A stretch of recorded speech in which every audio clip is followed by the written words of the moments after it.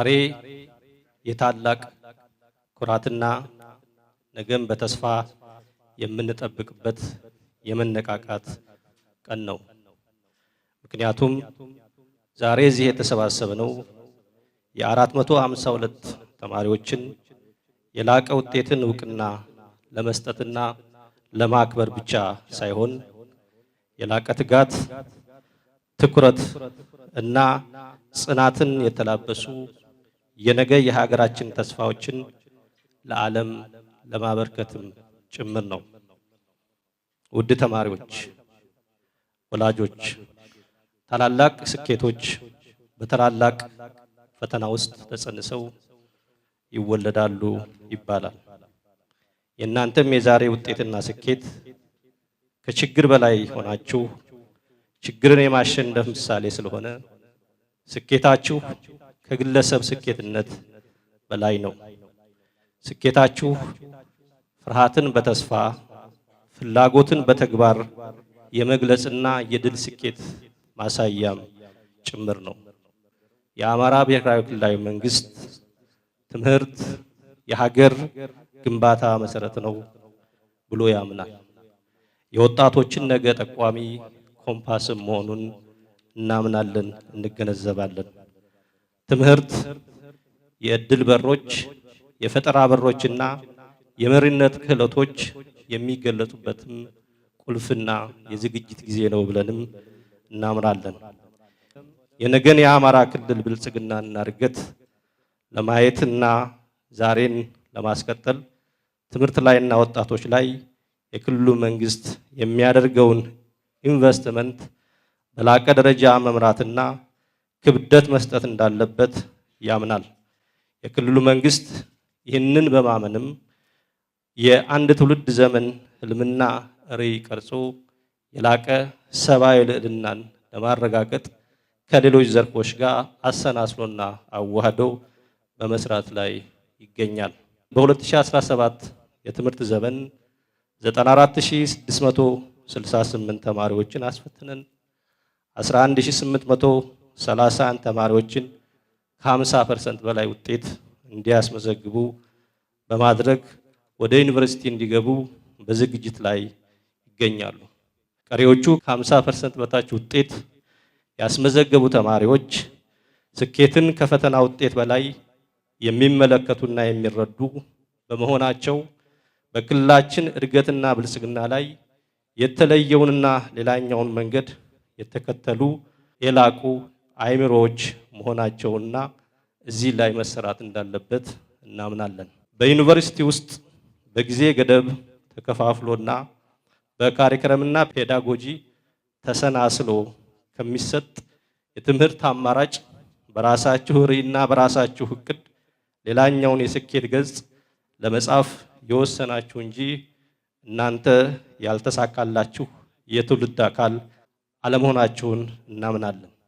በእናንተም መንገድ የአማራና የኢትዮጵያ ብልጽግና መሰረት ይጣላል፣ ስኬትም ይመዘገባል ብለን እናምናለን። እናንተ የዛሬ ተሸላሚ ውድ ተማሪዎች የእናንተ ብቻ የግል ጥረትና ጉዞ አይደለም። የመምህራኖቻችሁ፣ የወላጆቻችሁ፣ የትምህርት አመራሩ በደምሩና ማህበረሰቡ የጋራ ስራ ቅንጅትና ስኬት ውጤት ነው። ስለሆነም በጉዟችሁ እነዚህን አካላት ማመስገንና እውቅና መስጠት ያስፈልጋል። በእነዚህ ትምህርት ቤቶች ያስተማራችሁና የምታስተምሩ መምህራን በሙሉ እናንተ ያልተዘመረላችሁ ጀግኖች ናችሁ። እናንተ የምታስተምሩትና የምትሰሩት ለእውቅና ሳይሆን ለነገና ለነገዋ ሀገር መሆኑን እንገነዘባለን። ለሁሉም አበርክቷችሁ በአማራ ክልል መንግስትና ስምና ተማሪዎች እናመሰግናችኋለን፣ እናከብራችኋለን። የዛሬ ተሸላሚ ተማሪ ወላጆች ሚናና ኃላፊነታችሁ ከፍተኛ ነበር። ለልጆቻችሁ የሰጣችሁት ድጋፍ፣ ማበረታታትና መንፈሳዊ ጥንካሬ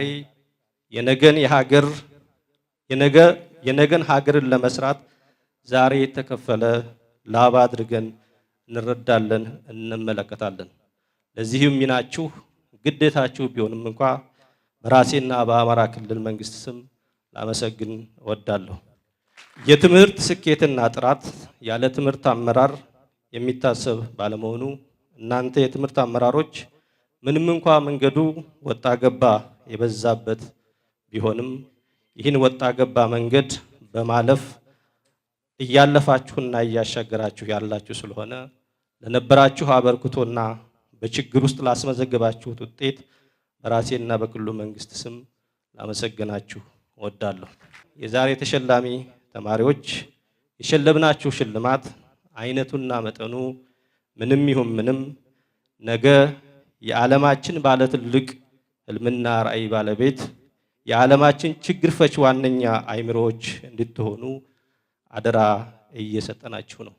አደራችንን ተወጡ። ነጋችሁን ፈጣሪ ይባርክ። አመሰግናለሁ። በክልላችን 450 ተማሪዎች 500 እና ከዚያ በላይ ውጤት አስመዝግበዋል። ሁላችሁም ሞራል እንድትሰጡልኝ እፈልጋለሁ። እያሳለፍን ያለነውን ፈተና ስናይ ይሄን እኛን ብቻ ሳይሆን ማንንም ያስገረመና ከፍተኛ ለውጥ ያሳየንበት በርቱ ተበራቱ የሚያስብል እንቁ ልጆች እንዳሉን ማሳያችን ተስፋችን ነው። ይህንን እንግዲህ ካሳለፍነው ፈተና አንጻር እያየን ማመስገን ቢገባንም በቂና ፍጹም ነው ማለት ግን አይቻልም። በ2017 ብሔራዊ ፈተናውን ካስፈተኑ ትምህርት ቤቶች መካከልም ያስፈተኗቸውን ተማሪዎች ሙሉ በሙሉ ያሳለፉ 7 ትምህርት ቤቶች አሉን። ለነዚህም ርዕሰ መምህርና ሱፐርቫይዘሮች የነሱ ጥረት ስለሆነ ሞራል እንድትሰጡልኝ እፈልጋለሁ። ነገር ግን አንድም ተማሪ ያላሳለፉ 61 ትምህርት ቤቶች አሉ።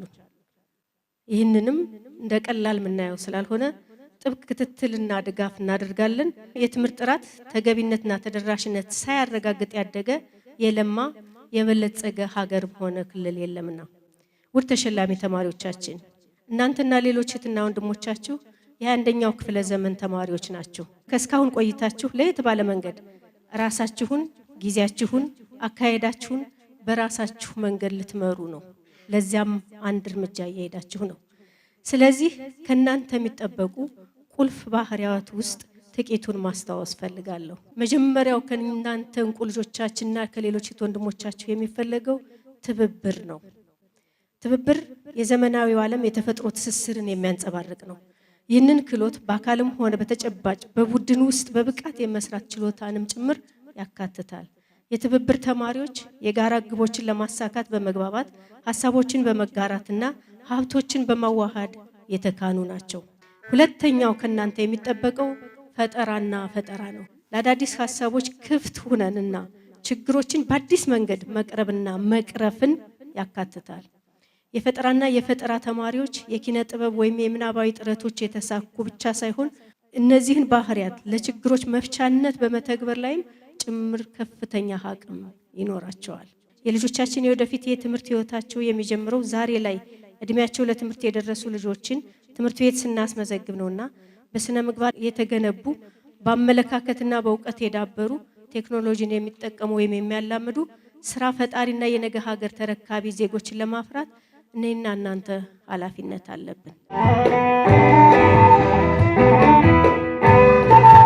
ትምህርት ቤታችን ላይ የሚደረገው ተማሪዎችን ለማብቃት ጥሩ ውጤት እንድናመጣ ሃይ ስኮር እንድናመጣ የሚያደርጉት እገዛ ልክ እንደ መምህርና አስተማሪ ሳይሆን እንደ ልጅ ሆኖ ምክር እየሰጡ እንዴት እንደምናነብ ምንም ሳንጨነቅ ፈተናው ሳይቀር እንደ ተራ ፈተና አድርገን ወስደን እንድንፈተን ኮንፊደንስ እንድኖረን አድርገው እዚህ ጋር ስላደረሱ ዝግጅቱም ጥሩ ነበር።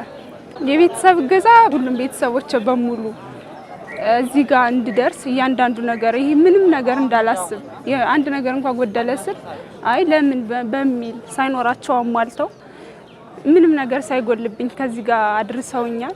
ጥሩ ነበር። አመሰግናቸዋለሁ። በእነሱ ላይ ነው እዚህ የደረስኩት ፈጣሪ ጋር። ጥናቱ ቆንጆ ነበር። መጀመሪያው መስከረም ላይ ነበር የጀመርኩኝ። ዛሬ ወይም ነገ ብለህ ቀጠሮ የምትይዝበት መንገድ አይደለም። እያንዳንዱ እንቅልፍ መቅጣት አለ። ትምህርት ቤት መቅረት የለም። እያንዳንዱ ሰዓት ዛሬ ይሄን ያህል ጥያቄ መስራት አለብኝ፣ ይሄን ያህል ማንበብ አለብኝ፣ ይሄን ስራ መስራት አለብኝ። እያንዳንዷ ከተማ እንኳን የሆነ ነገር እንኳን ለማምጣት ያች ሰዓት እንኳን በጣም ትቆጫለች እና ሰዓት አጠቃቀም ጥሩ ነበር።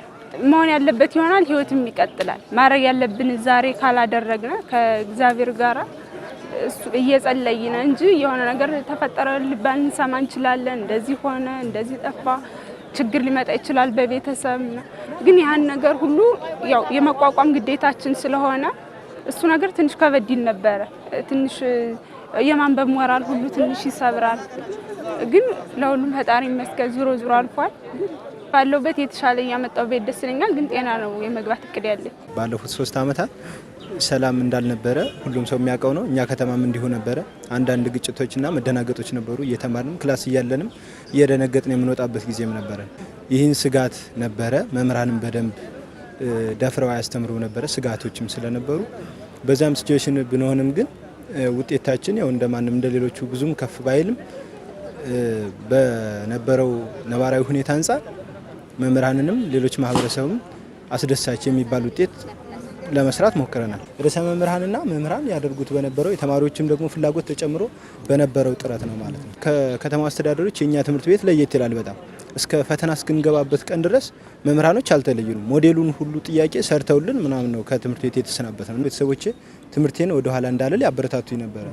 በማንኛውም ስራ ቢሆን በመጀመሪያ የሀገሬን ሕዝብ ቤተሰቦችንም የሚደርስባቸውን ስቃይ የሚደርስባቸውን መከራ ስለማይ እንደነሱ ያሉ ማህበረሰቡን ማገልገል የመጀመሪያ ዓላማዬ ነው። በሕክምና ዘርፍ ነው በዋናነት እኔ በሕክምና ዘርፍ ባገለግል ደስ ይለኛል።